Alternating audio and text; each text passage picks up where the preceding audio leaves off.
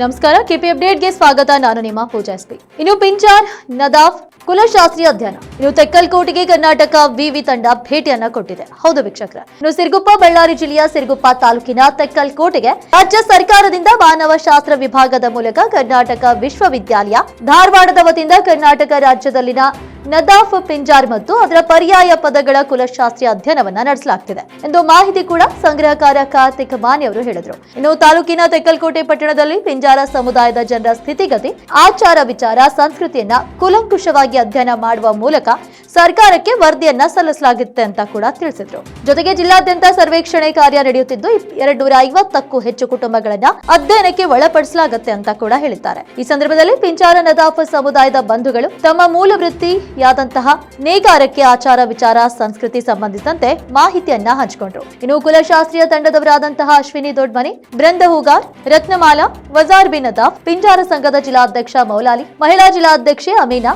ಮಹಿಳಾ ಕಾರ್ಯದರ್ಶಿ ಪಿ ರಜಿಯಾ, ಜಿಲ್ಲಾ ಉಪಾಧ್ಯಕ್ಷ ಎಸ್ ನಬೀಸಾಬ್, ಕಾರ್ಯದರ್ಶಿ ಎಂ ಖಾದರ್ ಭಾಷಾ, ರಾಜ್ಯ ಪ್ರತಿನಿಧಿ ದಾದಾ ಖಲಂದರ್, ಸದಸ್ಯರಾದಂತಹ ಎಸ್ ಖಾಸಿಂ ಸಾಬ್, ವಲಿ ಭಾಷಾ, ರಾಜಾ ಸಾಬ್, ಎಸ್ ಮಹಾಭಾಷ್, ಮೊಹಮ್ಮದ್ ಭಾಷ್, ಜಯಪೀರ್ ಭಾಷ್ ಹಾಗೂ ಸೇರಿದಂತೆ ಇನ್ನಿತರ ಮುಖಂಡರು ಈ ಸಂದರ್ಭದಲ್ಲಿ ಹಾಜರಿದ್ದರು. ಇನ್ನು ತೆಕ್ಕಲ್ಕೋಟೆಯಿಂದ ಸಾಯಿಬಾಬಾಕ್ಕೆ ವರದಿ. ಇಂಥ ಮತ್ತಷ್ಟು ಅಪ್ಡೇಟ್ಸ್ಗಳಿಗಾಗಿ ನೋಡ್ತಾ ಇರಿ ಕೆಪಿ ನ್ಯೂಸ್ 24/7. ಧನ್ಯವಾದಗಳು. ಬಂದಿರೋ ಉದ್ದೇಶ ಬಂದ್ಬಿಟ್ಟು ಕುಲಶಾಸ್ತ್ರ ಅಧ್ಯಯನ.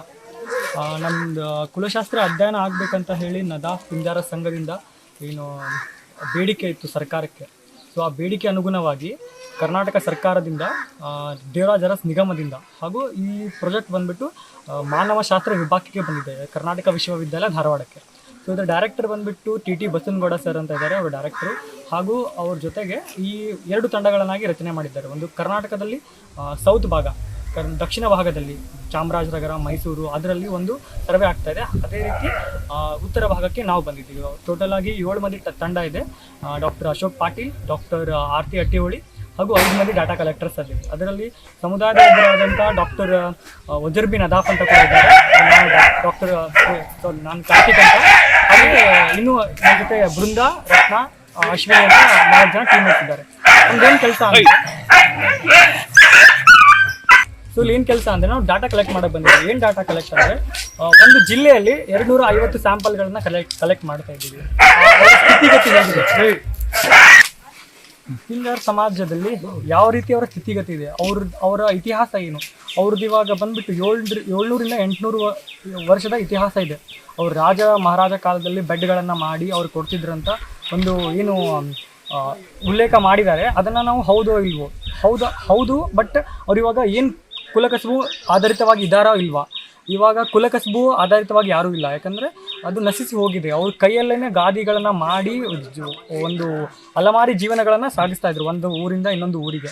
ಇವಾಗ ಅದು ಕಂಪ್ಲೀಟ್ಲಿ ಸ್ಟಾಪ್ ಆಗಿದೆ, ಯಾಕಂದರೆ ಮಾಡರ್ನೈಸೇಷನ್ ಆಗಿರೋದ್ರಿಂದ, ಮಾಡರ್ನೈಸ್ ಬೆಡ್ ಬಂದಿರೋದ್ರಿಂದ ಯಾರೂ ಖರೀದಿ ಮಾಡ್ತಾ ಇಲ್ಲ. ಸೊ ಇವಾಗ ಅವ್ರ ಸ್ಥಿತಿಗತಿ ಏನಿದೆ, ಅವ್ರ ಸದ್ಯದ ಪರಿಸ್ಥಿತಿ ಏನಿದೆ, ಹಾಗೂ ಅವರ ರಾಜಕೀಯವಾಗಿ, ಶೈಕ್ಷಣಿಕವಾಗಿ ಅವರ ಮಕ್ಕಳ ವಿದ್ಯಾಭ್ಯಾಸ ಆಗ್ತಾ ಇದೆ ಇಲ್ಲೋ, ಅವ್ರ ಮನೆಗಳಿದೆ ಇಲ್ಲೋ, ಅವ್ರಿಗೆ ಇವಾಗ ಅಲಮಾರಿ ಆಗಿರೋದ್ರಿಂದ ಯಾವ ಊರಲ್ಲಿ ಅವ್ರು ನೆಲೆ ಊರಿದ್ದಾರೆ, ಅವರಿಗೆ ಹೊಲಗಳಿದೆಯಾ, ಗದ್ದೆಗಳಿದೆಯಾ, ಅವ್ರು ಏನು ಸದ್ಯದ ಪರಿಸ್ಥಿತಿ.